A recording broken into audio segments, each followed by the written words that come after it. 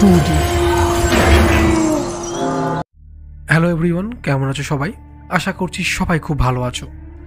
আজ এই জমজমাট শীতে দুটো সত্য ভৌতিক ঘটনা নিয়ে হাজির হয়ে গেছি। বেশ জাঁকিয়ে শীত পড়েছে। এই শীতে হেডফোন কানে দিয়ে লেপের মধ্যে শুয়ে অনেকেই ভূতের গল্প শুনতে খুবই ভালোবাসে। আজ তোমাদের জন্য দুটো ঘটনা রয়েছে। তার মধ্যে প্রথম ঘটনাটি হচ্ছে এক ব্যক্তির শ্বশুর বাড়ি গিয়ে ঘটে যাওয়া একটি ভৌতিক ঘটনা, এবং অন্য আরেকটি ঘটনা হচ্ছে একজন ফরেস্ট অফিসারের সাথে ঘটে যাওয়া একটি বাংলো বাড়ির ভৌতিক ঘটনা। তোমরা এপিসোডটিকে একটা লাইক করে ঘটনা শুনতে শুরু করো। লাইক কমেন্ট শেয়ার না হওয়ার জন্য চ্যানেলটা রিচ অনেকটাই ডাউন হয়ে গেছে, চ্যানেলটা প্রায় বন্ধ হতে চলেছে। তাই রিকোয়েস্ট করছি অবশ্যই একটা লাইক করে দিও, আর চাইলে ডিসলাইক করতে পারো, আর কমেন্টও খারাপ ভালো কিছু লিখতে পারো। বেশি কথা না বলে এবার শুরু করছি আজকের প্রথম ঘটনা।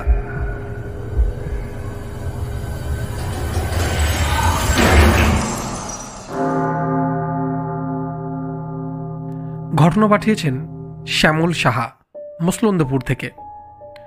হাই দাদা, কেমন আছো? আমি মসলন্দপুরে থাকি। তোমার ঘটনা অনেক দিন ধরেই শুনছি, খুব ভালো লাগে তোমার ঘটনা শুনতে। কলেজে এক বন্ধুর কাছ থেকে অদ্ভুত এক ঘটনা শুনলাম, তাই ভাবলাম তোমায় লিখে পাঠাই। আমার বন্ধুর বাড়ি হচ্ছে বনগাঁতে, আমরা হাবড়া কলেজে পড়ি। ঘটনাটি আমি আমার বন্ধুর মতো করেই বলছি।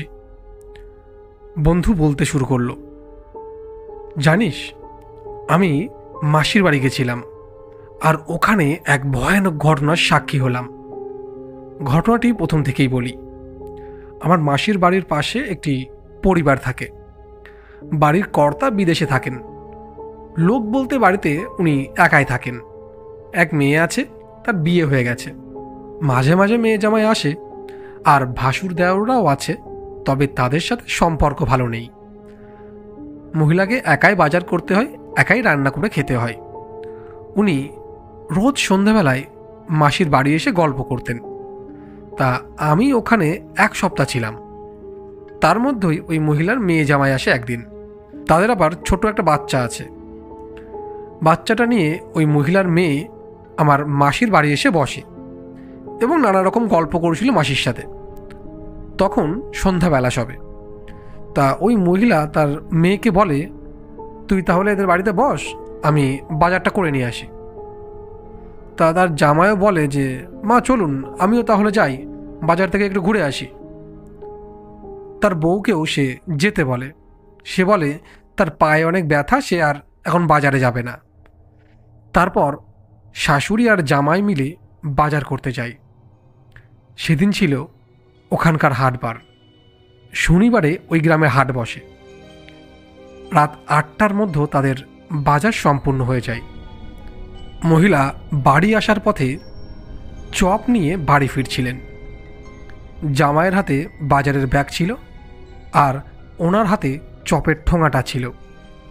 উনি খোলা চুলে হাতে চপ নিয়ে শনিবার দিন কাল সন্ধ্যাবেলায় বাড়ি ফিরছেন। সেদিন একটু বেলা করেই স্নান করায় তার চুল ভিজা ছিল, তাই উনি আর চুল বাঁধেননি। আর বেশিরভাগ সময়ই উনি বেলা করে স্নান করতেন। তা ওনাদের বাড়ি আসার পথের রাস্তাটা একটু অন্ধকার মতো, এবং সবার বাড়ির আশেপাশেই অনেক গাছ থাকায় জায়গাটা কেমন যেন স্যাঁতস্যাঁতে মতো, ঠিক মতো সূর্যের আলো ওখানে পৌঁছাতো না। তো বাড়ি আসার সময় হঠাৎ একটা বিড়াল সামনে দিয়ে চলে যাওয়ায় উনি চমকে ওঠেন। তারপর ভালোভাবেই বাড়িতে পৌঁছে যান এবং চপ আর মুড়ি খান। রাতের ডিনারও করেন, তারপর শুয়ে পড়েন। রাত 12টার সময় রান্নাঘর থেকে বাসন পড়ার শব্দ শুনে তার মেয়ে আর জামাই উঠে আসে, এবং তারা রান্নাঘরে গিয়ে যা দেখে তাতে তারা চমকে ওঠে। তারা দেখে তার শাশুড়ি রান্নাঘরের মেঝের উপর বসে এঁটো কড়াইটা চেটে চেটে খাচ্ছে।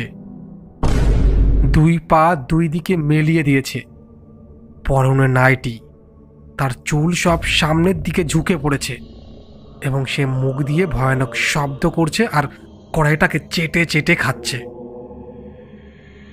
তার মেয়ে তার মার কাছে ছুটে যায় এবং তার মা তার মেয়ের গলা টিপে ধরে এবং হাতের এঁটো কড়াইটা দিয়ে তার মাথায় বাড়ি মারে। এবং তখনই সেই মেয়ে চিৎকার চেঁচামেচি করে আশেপাশের প্রতিবেশী সব জড়ো করে ফেলে এবং আমরা সবাই ওখানে গেছিলাম। ছুটে গিয়ে আমরা দেখি এই অবস্থা। এত লোকজন চলে আসায় সেই মহিলা ঘর থেকে ছুটে বেরিয়ে যাচ্ছিল। সবাই তাকে ধরে এবং এক বয়স্ক লোক বলেন যে একে বেঁধে রাখো, সকালে তান্ত্রিক ডাকতে হবে। তখন তাকে গ্রিলের সাথে দুটো লোক বাঁধতে গেছে। একটা লোককে এত জোরে ধাক্কা মেরেছে লোকটা বাইরে ছিটকে গিয়ে পড়ে। মানে রোগা একটা মহিলার গায়ে এত জোর ভাবা যায় না। তারপর 5-6 জন মিলে ওই মহিলাকে গ্রিলের সাথে বেঁধে রাখে। তারপর সেই মহিলা চিৎকার করতে শুরু করে। সেই মহিলার চোখ দুটো একদম লাল টক টক করছিল। সে যেন এক ভয়ানক রাত। পরদিন সকালে ওঝা এলো।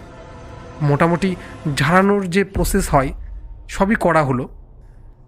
অবশেষে ওই মহিলাকে বলা হলো যে একটি স্টিলের জল ভরা কলসি দাঁতে করে 11 পা হেঁটে যেতে হবে এবং তারপর সেই মহিলার বডি থেকে বেরিয়ে যেতে হবে। তো সেই মহিলার ভিতরে থাকা আত্মা সেটা রাজি হয় এবং আমরা সবাই ওখানে দেখলাম যে ওই রোগা মহিলা একটা জল ভরা কলসি দাঁতে করে উঁচু করে 11 পা হেঁটে গেল এবং ধম করে গিয়ে অজ্ঞান হয়ে পড়ে গেল। আমি হলপ করে বলতে পারি একটা স্বাস্থ্যবান পুরুষও দাঁতে করে এক কলসি জল তুলে নিয়ে যেতে পারবে না। ওঝা ঝাড়িয়ে চলে গেলেন। মহিলাটি আধ ঘন্টা পরেই কথা বলতে শুরু করে। সবাই ভাবলো সব কিছু হয়তো ঠিক হয়ে গেছে, কিন্তু এখনও চমক বাকি ছিল। সেদিন রাতে তার মেয়ে জামাই ঘর থেকে শোনে বাইরে ক্লাবসের গেটে কেমন যেন শব্দ হচ্ছে। ওরা ভেবেছেন যে কোনো চোর টোর হবে, হয়তো হয়তো গেট কেটে ভিতরে ঢোকার চেষ্টা করছে। তাও 10 মিনিট ধরে এই শব্দটা হয়েছে। তারপর তারা উঠে পড়ে এবং তারা ভাবে যে বাইরে যে দেখাটা দরকার যে বাইরে কিসের শব্দ হচ্ছে। তারা উঠে বাইরে গিয়ে দেখে তার শাশুড়ি ক্লাবসের গেটের গায়ে একভাবে মাথা ঠুকছে আর কি যেন একটা বিড়বিড় করছে। তারা গিয়ে তার ঘাড়ে হাত দেয় এবং সে তাদের দিকে যখন ঘুরে তাকায় তারা চমকে ওঠে, দেখে আবার সেই লাল চোখ।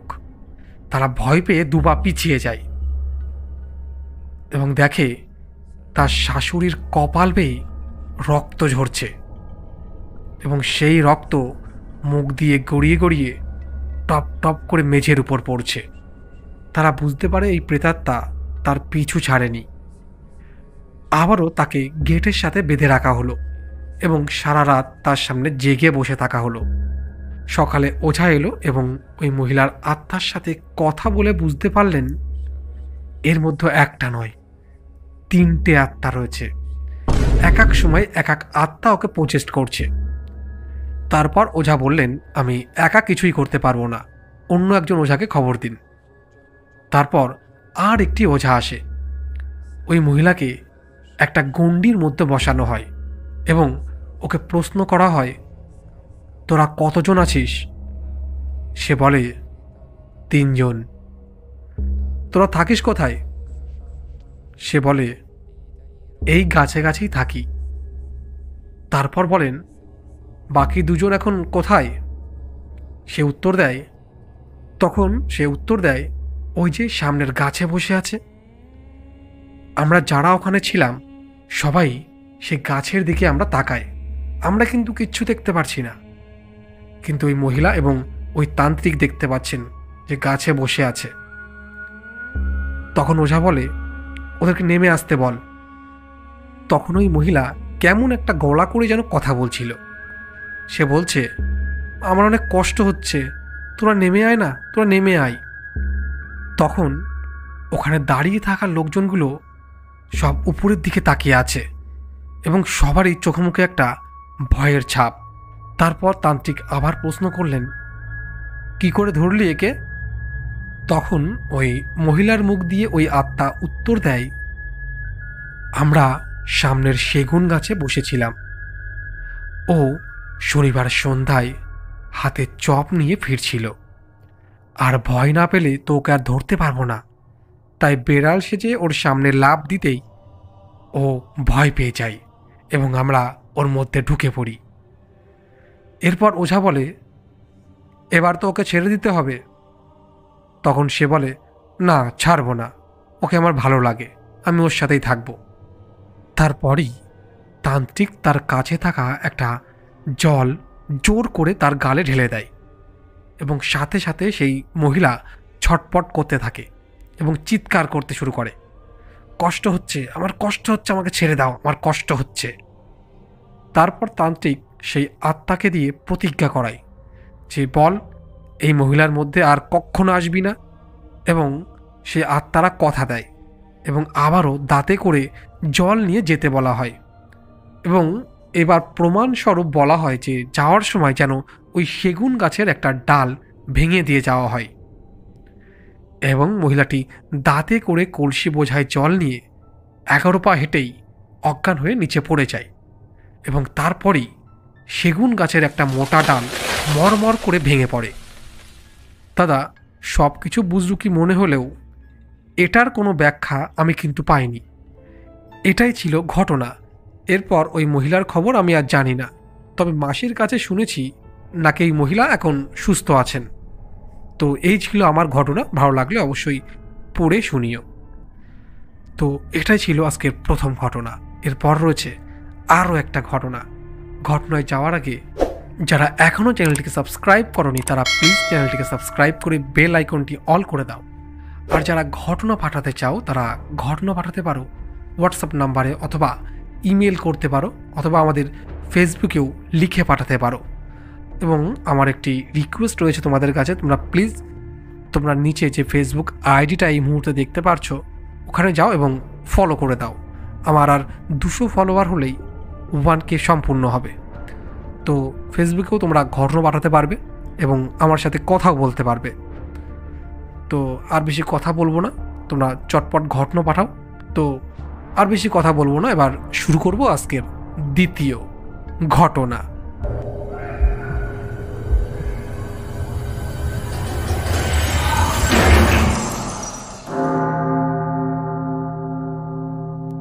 ঘটনা পাঠিয়েছেন বাংলাদেশ থেকে সবুজ। হাই দাদা, কেমন আছেন? আশা করছি ভালো আছেন। আমি প্রেত স্টুডিওর একজন নিয়মিত শ্রোতা। দাদা, আমি আপনার কাছে একটি ঘটনা বলতে চাই। ঘটনাটি আমাদের বাসার গেটম্যান কাকুর সাথে ঘটে। তো ওনার হয়েই ঘটনাটি আমি লিখে পাঠাচ্ছি। ঘটনা বলতে শুরু করলেন গেটম্যান আমানুর চাচা। ঘটনাটি ঘটেছিল আমার বড় ভাইয়ের সাথে। বড় ভাই ফরেস্ট অফিসারের চাকরি করতেন। তার ট্রান্সফার বিভিন্ন জায়গায় হতেই থাকত। 2016 সালে তার ট্রান্সফার হয় একটি অন্য জঙ্গলে। জায়গাটার নাম আমি বলছি না। তো ওনাকে একটা পুরনো বাংলো বাড়িতে থাকার জন্য দেওয়া হয়। তা উনি প্রথমে একাই ওখানে থাকছিলেন। 1 মাস পর উনি স্ত্রী এবং সন্তানকে ওখানে নিয়ে যাবেন। যথারীতি নতুন জায়গায় জয়েন করলেই একটু কাজের চাপ থাকে। তা উনি 3 দিন মতো কাজের চাপে ছিলেন এবং বাংলো বাড়ি থেকে তাকে বেশি অফিসেই সময় কাটাতে হচ্ছিল। 3 দিন পর একটু ফ্রি হয়েছেন। সেদিন একটু তাড়াতাড়ি উনি ঘুমিয়ে পড়েছেন। হঠাৎ ওনার ঘুম ভাঙে একটি পুরুষের কান্নার শব্দে। উনি উঠে বারান্দায় যান এবং গেটের ফাঁক দিয়ে দেখেন দরজার সামনে সিঁড়ির এক কোণায় বসে একটি লোক কাঁদছে। উনি ভাবেন যে কোনো বিপদ আপদ হলো নাকি। তা ঘরের মধ্য থেকে জিজ্ঞাসা করেন, কে আপনি, কাঁদছেন কেন? এই কথা বলতেই লোকটি তার দিকে তাকায় এবং উঠে সোজা জঙ্গলের মধ্যে চলে যায়। এবং বড় ভাই অনেক অবাক হয়ে যান যে কে ছিল লোকটা, পাগল নাকি, এখানে বসে কাঁদছিল, আমি জিজ্ঞেস করতে উঠে চলে গেল। 1000টা প্রশ্ন নিয়ে আবারও গিয়ে উনি শুয়ে পড়েন। আবার পরদিন রাতে 3টের দিকে বাইরে থেকে সেই কান্নার শব্দ পান এবং উঠে উনি বারান্দায় যান এবং দেখেন গতকালকে সেই লোকটাই বাইরে বসে আজও কাঁদছে। উনি আবার জিজ্ঞাসা করেন, কে আপনি? তখনই লোকটি উঠে ওখান থেকে চলে যায় এবং বড় ভাই ওখানে দাঁড়িয়ে দাঁড়িয়ে লোকটির দিকে তাকিয়ে থাকেন। দেখেন যে লোকটি কোন দিকে যায়। ওই লোকটি জঙ্গলের কিছুটা আগে দাঁড়িয়ে পড়ে, বড় ভাইকে হাতের ইশারায় ডাক দেয়। বড় ভাই গ্রাহ্য না করে ঘরে গিয়ে শুয়ে পড়ে। পরদিনও সেই একই ঘটনা যখন ঘটে, তখন মানে ওই 3 দিনের দিন যখন ওই কান্নার শব্দটা বড় ভাই শুনতে পান, তখন বন্দুকটা ঘাড়ে নিয়েই উনি বাইরে বেরোন। গেট খুলে বাড়ির বাইরে এসে লোকটার সামনে দাঁড়ান। বড় ভাই তখন লোকটার চেহারাটা ভালো করে দেখেন। ওনার বয়স ওই 60 বছর মতো হবে, পরনে ময়লা একটা পোশাক। বড় ভাই প্রথমে তার দিকে বন্দুকটা ধরেন এবং জিজ্ঞাসা করেন, কে আপনি? প্রতিদিন এখানে বসে কাঁদেন কেন? লোকটি উঠে দাঁড়ায় এবং বড় ভাইকে ইশারা করে পেছনে আসতে বলেন। বড় ভাই ভাবেন, এর পেছনে আজকে আমি যাবই, আর দেখব লোকটি কোথায় যায়। বন্দুক তো আছেই, বেশি বাড়াবাড়ি করলে গুলি করে দেব। বড় ভাই তার পেছনে চলতে শুরু করলেন। তার পেছনে পেছনে অনেকটা গভীর জঙ্গলের মধ্যে ঢুকে পড়লেন। হঠাৎ লোকটি একটি গাছের আড়ালে চলে যায়। বড় ভাই টর্চ মেরে লোকটিকে খোঁজেন। যে গাছের পিছনে উনি গেছেন, বড় ভাইও সেই গাছের পিছনে যায় এবং দেখে যার পিছু করতে করতে সে এত দূর এসেছে, সেই লোকটি গাছের নিচে পড়ে আছে। লোকটি মৃত, শরীরটা ফুলে গেছে, দেহে পচন ধরেছে।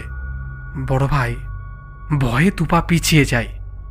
এ কি দেখছি আমি? এত সময় তো এই লোকটির পিছু করতে করতে আমি এদিকে এলাম। গত 2 দিন ধরে এই লোকটা আমার সিঁড়ির কাছে বসে কান্না করেছে। লোকটা এখানে এই অবস্থায় কিভাবে থাকতে পারে? তাহলে কি ওই লোকটার আত্মা আমাকে খবর দিয়ে এই অবধি ডেকে নিয়ে এলো, যাতে তার শরীরের সৎগতি আমরা করতে পারি? তারপর বড় ভাই পুলিশে খবর দেয় এবং পুলিশ লাশ নিয়ে যায় এবং পোস্টমর্টম রিপোর্টে জানা যায় তার মৃত্যু হয়েছে সাপের কামড়ে, আজ থেকে 3 দিন আগে। গ্রামে খবর নিয়ে জানা যায় লোকটির কেউ নেই, উনি জঙ্গল থেকে মধু ভেঙে বিক্রি করতেন। তো এই ছিল ঘটনা। এখানে দুটো অদ্ভুত ব্যাপার আমরা লক্ষ্য করলাম, যে জঙ্গলে কিন্তু শেয়াল কুকুর আছে, তারাও কিন্তু লাশটাকে টেনে নিয়ে যায়নি। আর ওনাকেই বা কেন ওই আত্মাটা ডাকতে এলো? আরও তো কত লোক ছিল। তো এই দুটো প্রশ্ন কিন্তু অজানাই থাকলো। তো এটাই ছিল আজকের এপিসোডের দুটো ঘটনা দুটো যদি তোমাদের ভালো লাগে অবশ্যই লাইক করে দিও এবং একটা কমেন্ট করে দিও, যা ইচ্ছা। আর বেশি কিছু বলবো না। তো চলো আজ এখানেই বিদায় নিচ্ছি। দেখা হচ্ছে পরের এপিসোডে আবারও কোনো সত্য ভৌতিক ঘটনা নিয়ে।